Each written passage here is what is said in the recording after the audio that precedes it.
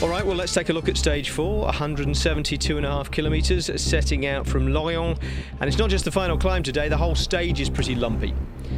There's a fourth category climb at 79 kilometres, the Côte de Laz, and the intermediate sprint is just 13 kilometres later. The main action, though, will be on the final climb, where we could see all 4 jerseys, yellow, green, polka dot and white, changing hands. The athletes might spend their days riding hundreds of kilometres, but as is often the case in pro bike riding, the race proper can be defined in just a few hundred metres. With 4 kilometres to go, the riders tackle something of an hors d'oeuvre, which is probably a good thing, because it's going to string them out a bit before they hit a fast, slippery and frankly very scary descent. That's going to bring them under the 2 kilometre banner, and this is the absolutely critical point of the whole day. It's going to set up the front runners for the 1800 metre power climb of the Mur de Bretagne. Stall here or lose your place and your day's pretty much done. From there, the road ramps up to its maximum of 10%, and it pretty much stays there for the best part of a kilometre. I think it's going to take all of that for someone to force a split. As they come under the 1 kilometre kite, the road starts to ramp back down, so perhaps anybody who's managed to steal a few metres will get to hang on to it. No doubt in favourite for the day is, of course, Philippe Gilbert, but watch out for the GC contenders too, because one of them is almost certainly going to try and steal a few seconds. Perhaps Alberto Contador will try and eat into that deficit that he's got, or judging by his form on stage 1, maybe Cadel Evans is going to try and increase his buffer over the pure climbers.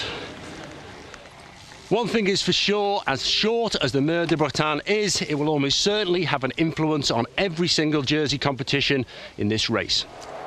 They are now all together at 3.7 kilometres to go. Now we're going to see attacks from riders like BMC for Cadel Evans. They're all racing to the Mur de Bretagne. This is where we are now. Once we leave the town of the Mur de Bretagne, we'll be on the climb, and it starts steep at 10% right now. At 16 participations in the Tour de France, George Hincapie still has the desire to go to the front. He's got Cadel Evans on his wheel. Cadel Evans is in an ideal position. So too is the orange jerseyed Robert Hessing, the leader of Rabobank. Yes, being led there by Luis Leon Sanchez, the man we saw earlier today have to change a flat tyre. He's gone straight to the front to start the action for the Rabobank boys.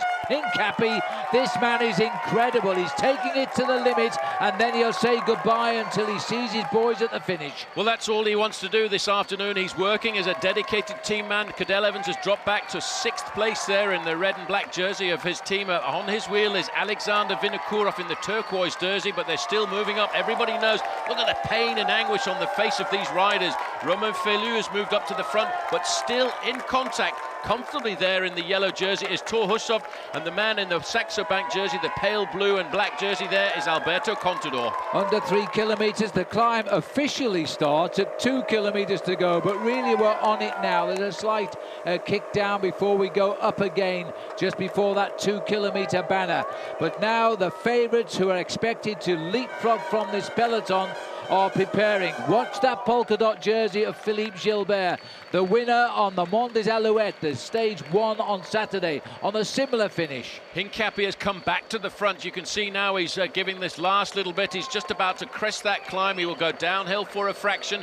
Bradley Wiggins there in the white jersey with the 2 bands across the middle. He's ideally positioned.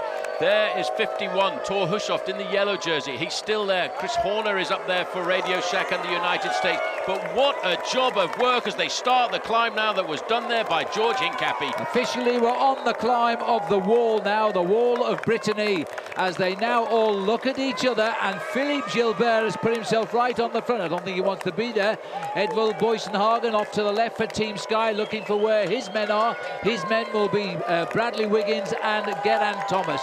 Andy Schleck in the black and white jersey there, right in the middle, the taller rider. Locked on his wheel this afternoon is Alberto Contador. He's maybe a bit concerned about the possibility of an attack coming from the Luxembourger. Oh, look at the face of Cadel Evans in the middle there. He knows that if he just opens a gap of a second, he'll be the leader of the Tour de France tonight. Others know if they open a gap of just 4 seconds or 5 seconds, they could be the leader of the Tour tonight. But at the moment, it's still Thor Hushovd in yellow down there. There There he is, locked in the middle of the pack. He has not given up. He doesn't want to take that jersey off and hand it to somebody else. Contador moving forward. Frank Schleck locked on his wheel there with the red and white bands around the middle, the champion of Luxembourg in the road race. We are now well into the Mur de Bretagne. Look at the faces of these riders. This is a beast of a climb. It's only 2 kilometers long. Gilbert now in the polka dot jersey moving into second place behind his own teammate Jürgen van den Broek. This is not the Pyrenees, this is not the Alps, this is a small climb in Brittany, and all of the riders who are thinking of winning the Tour de France are locking horns here in the last mile of the day. Contador is gone, and if the riders don't look to the left, this little climber's out to grab some time back. The time they took out of him on Saturday on the first stage because he was left standing in the road. They're after him. Gilbert is the first to take up the cudgel. Well, Gilbert saw that. He was waiting for a move. He's a very clever tactician. Cadel Evans is up into 4th position. The gap is starting to open. There's a rider there from Leopard Trek in 5th. Hushoft is about to be dropped, but he won't give up without a fight as Contador continues. Dropped, Paul. He's hanging in, Hushoft is, because look at the face of Contador. He's made the effort, but he's looked over his face, and he really has overshot himself here. Well, Thor Hushoft has still not given up. He's dragging himself back in. Don't expect another attack to come. There's another attack coming, and Cadel Evans is going to cover it this time. Well, Cadel Evans now marks the move here as we see Van den Broek up in the move as well. Cadel Evans knows he only wants 1 second advantage on the line to take yellow, but Hushoft has come back right into the pack. I think Saxo Banks' Alberto Contador took himself too deep into the red. 1 kilometre to go. You can see again that looks like another move coming from Sky. Alexander Vinokourov is up into 2nd position. It's Bosenhagen. Bosenhagen's looking over for Geraint Thomas, and he's not there at the moment, but he's not far down. Evans is on the left of our picture here now. But take your hat off to Thor Hushoft. He wasn't supposed to be here at this stage of the race. He's sitting there and he's staying in yellow at the moment. And with every pedal rev, he's going to feel good. This is Van den Broek who's now launching a move, who is the new climber on the block from Belgium. Well, in 3rd position, Philippe Gilbert got the grimace on his face. Alberto Contador dancing as he does on any slope around Europe, followed there by Alexander Vinokourov. Still, they have not dismissed the Norwegian. The god of thunder, Thor Hushoft, is still hanging on to that jersey. Well, as Van den Broek goes again of 500 metres, this is looking extremely good for Philippe Gilbert at the moment. Down to 400 metres now. Evans is into 4th, and Contador has dropped back. He's really hurt himself on this climb, Contador, and so far has got nothing to show for it. Philippe Gilbert is now locked in on his 29th birthday. He looked over just as Contador went through. Cadel Evans is now taking his chance at Contador. Evans is now coming. A 1 second gap means yellow. They've got to jump onto his back wheel. Vinokourov is coming up. Bosenhagen grits his teeth. Gilbert is down into 4th place. But you take your hat off to the yellow jersey of the Tour de France, because I think Hushoft will be in yellow tonight. But Evans has got the victory, but Contador thinks he's got it. Well, in the photo finish there, it was very close. Bradley Wiggins lost a couple of seconds there, quite possibly with Rojas coming across the line. But it looked to me as if the lunge for the line might just have given the victory there to Alberto Contador. But what a ride by Thor Hushoft. He's made the experts look completely silly, I think, because that was superb by the God of Thunder. He's kept his yellow jersey. Let's have a look now and see if Cadel Evans was denied the win on the line by Alberto Contador. Cadel Evans is leading out. There you can see the challenge coming from Contador, but is it a little bit too late? Oh dear. Well, I'll leave that up to you, Phil. That's the first stage win officially on the line for Cadel Evans. And one of his closest in any race, I should think, too. Evans first, Contador second, Alexander Vinokourov third, then Rigoberto Urán, the stage favourite Philippe Gilbert, Thor Hushoft, the yellow jersey, Frank, not Andy Schleck, and Samuel Sanchez. And the winner is also the new leader of the King of the Mountains competition, the only change at the top, although Cadel Evans only had the judges' word for it that he was the winner.